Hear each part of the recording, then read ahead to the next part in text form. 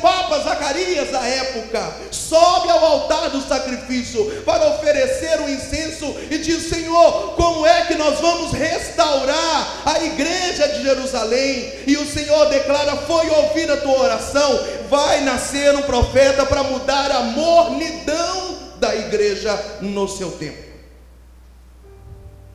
E quando João Batista nasce, ele vem mudar a história da humanidade. João Batista cria um divisor de águas. Há uma história de profetismo até João Batista, e há uma outra história, porque ele faz a ligação do Antigo Testamento com o Novo Testamento.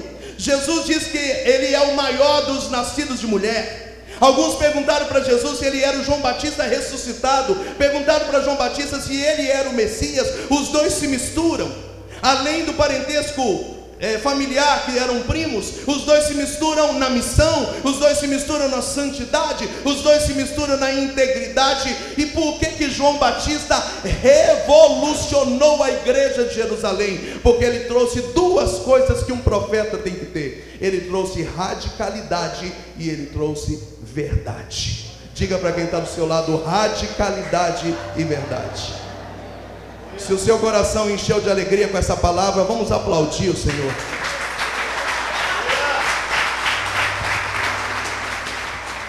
Diga comigo: radicalidade e verdade.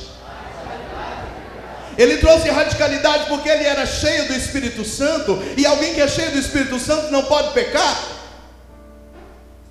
João Batista não se contaminou, ele não tomou vinho nem cerveja. Ele foi eleito, ele foi separado. E não tenha medo dessa palavra radicalidade, porque radicalismo pode levar a uma alienação, a um desequilíbrio, a uma loucura. Radicalidade vem da palavra radical: início, origem, seleção, primórdio.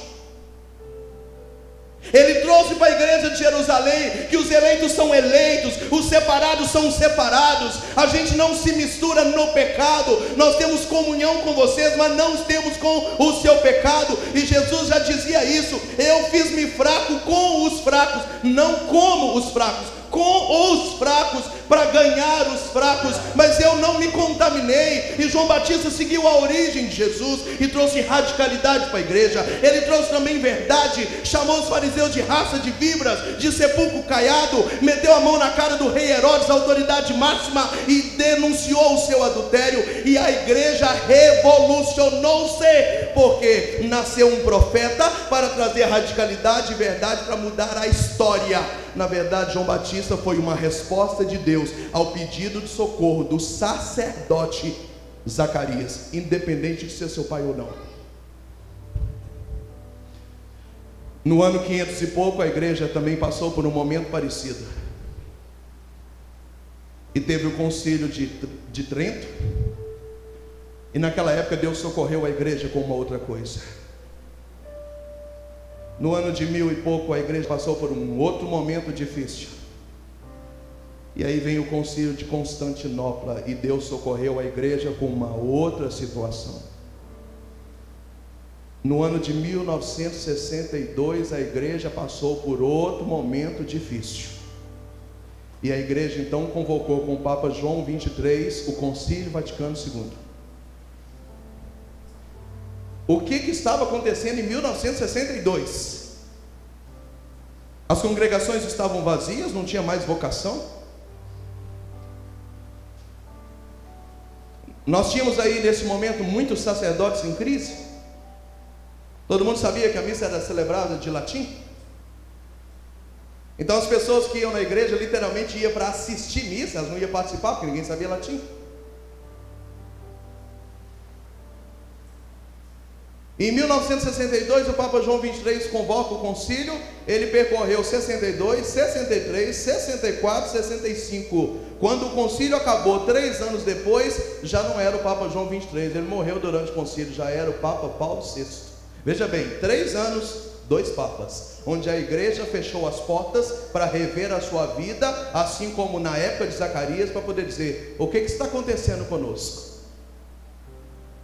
Se na época de Zacarias Deus mandou João Batista, se no concílio de Trento Deus mandou outro tipo de socorro, se no concílio de Constantinopla Deus mandou outro tipo de socorro, Se no Concílio Vaticano I, Deus mandou outro tipo de socorro, no Concílio Vaticano II, Deus mandou um tipo de socorro bacana, que é o que eu quero trabalhar com vocês agora.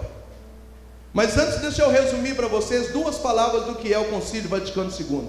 E é bom a gente saber disso, porque o Papa decretou 2012, 2013 o ano da fé, e nesse ano da fé a igreja vai debater os benefícios e os malefícios do Concílio Vaticano II.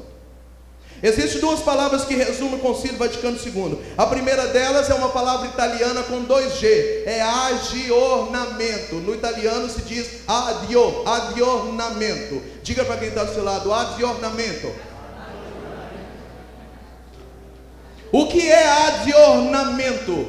A igreja decidiu que era necessário voltar a anunciar a verdade de um jeito novo, adaptado, diferente, com uma outra maneira, mas sem deixar de anunciar. Olha a primeira decisão do Concílio Vaticano II: voltar à verdade.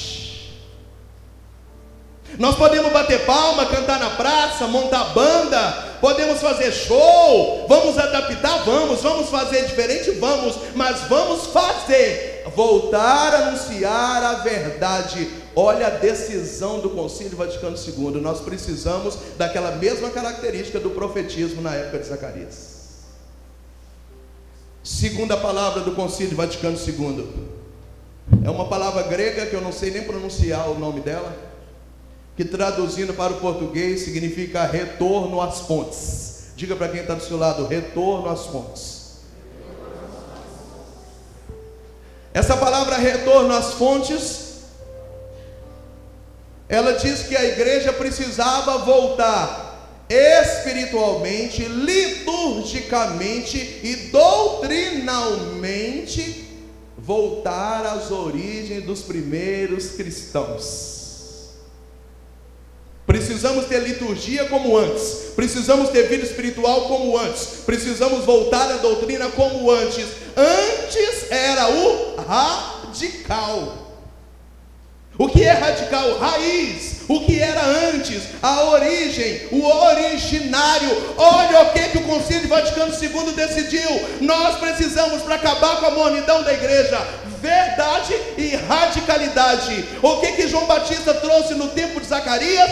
Radicalidade e verdade. A igreja, com outras palavras, decidiu que precisávamos de profetas, de profetismo a partir do concílio dentro da igreja. 2 anos depois nasce a renovação carismática, 3 anos depois nasce a primeira comunidade de vida do mundo, e de lá para cá nasceram comunidades e comunidades, e carismas e grupos e outras coisas e outras. Eu não tenho dúvida de dizer nessa tarde, em nome de Jesus, que você é o profeta, é o João Batista dos tempos de hoje para a mornidão da igreja.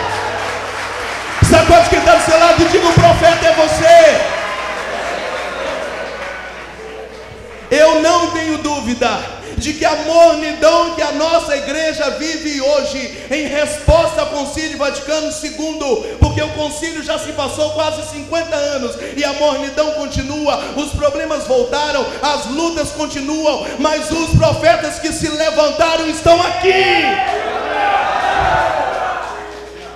Você é o João Batista desse tempo. Profetize isso na vida de quem está do seu lado. Você é o João Batista. Você é o João Batista desse tempo. Diga para quem está atrás de você: você é o João Batista desse tempo.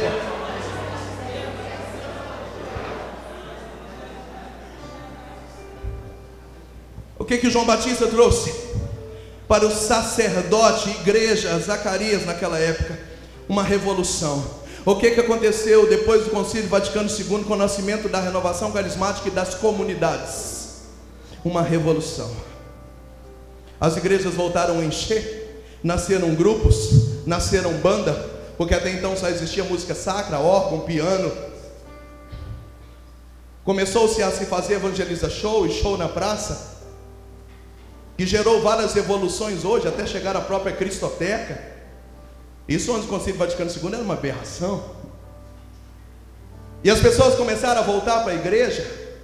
E por que foi dando certo? Porque quando nascemos como carismáticos e como comunidade, nós nascemos trazendo para a igreja justamente radicalidade e verdade.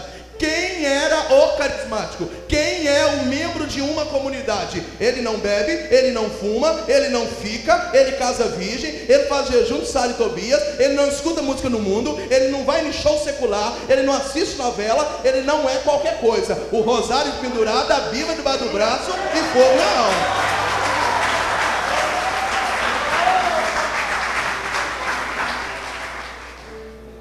Eu entrei em 1996, 12 anos atrás, 12 não, 16, num grupo de oração da Renovação Carismática, dia 18 de outubro. Eu entrei doido, cabelo batendo aqui, roupa de preta. Eu escutava só Sepultura, Nirvana, Megadeth, Iron Maiden, preto, caveira, sangue, bate-boot, cabelo solto.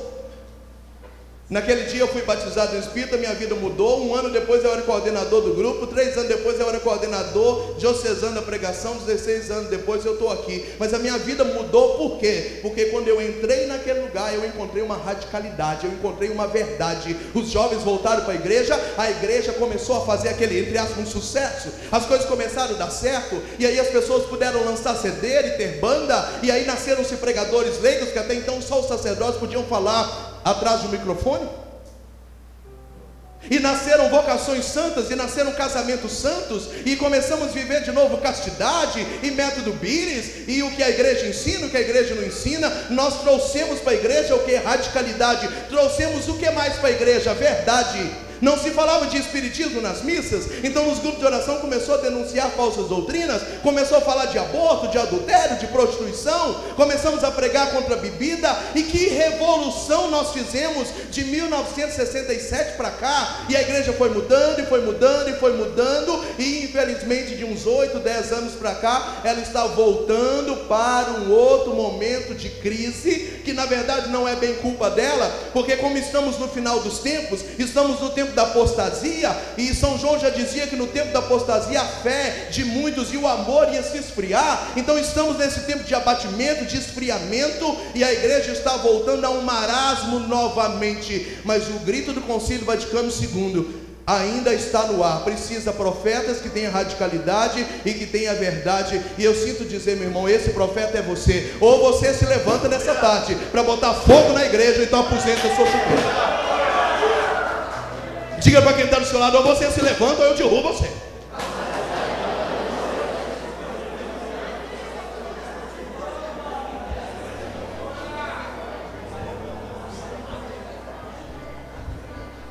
O que João Batista trouxe para a igreja? Radicalidade e verdade. O que a igreja está precisando de hoje? Radicalidade e verdade. Só tem um detalhe: só os profetas podem trazer consigo na bagagem radicalidade e verdade. Porque isso não compete à classe dos sacerdotes, não compete à classe dos reis, compete à classe dos profetas. E a beleza é essa. Veja bem, as 3 principais classes do Antigo Testamento eram o sacerdote, os profetas e os reis. Claro, existiam os pastores, mas que eram considerados pessoas comuns. Existiram também os levitas, que foram muito importantes, mas eram considerados pessoas comuns. Até eu não sei por que os músicos são tão chatos hoje, porque os levitas na Bíblia não eram tão importantes, não, é só para tocar e ficar na deles. Mas as 3 principais classes do Antigo Testamento eram sacerdote, profeta e rei. Como Jesus Cristo era filho de Deus, no Novo Testamento ele trouxe consigo, incorporado na sua alma, a alma sacerdotal, profética e o seu reinado. E diz o Catecismo da Igreja que quando nós somos batizados, nós recebemos um caráter indelével, chamado pela Igreja de xerecta. Significa que quando nós fomos batizados, nós fomos sepultados no batismo e ressuscitados com Cristo. E quando você se levanta após o batismo, você também, incorporado em Cristo, você é sacerdote, profeta e rei. Significa que todas as classes do Antigo Testamento que chegaram até Jesus foram dadas de presente para você. E do sacerdote, do profeta e rei, a segunda é profeta. Você não é profeta porque eu estou pregando para você. Eu não sou profeta porque eu falo a verdade, anuncio e denuncio. Eu sou profeta porque o batismo me deu isso e deu isso para você. Diga para quem está do seu lado: você foi levantado sacerdote, profeta e rei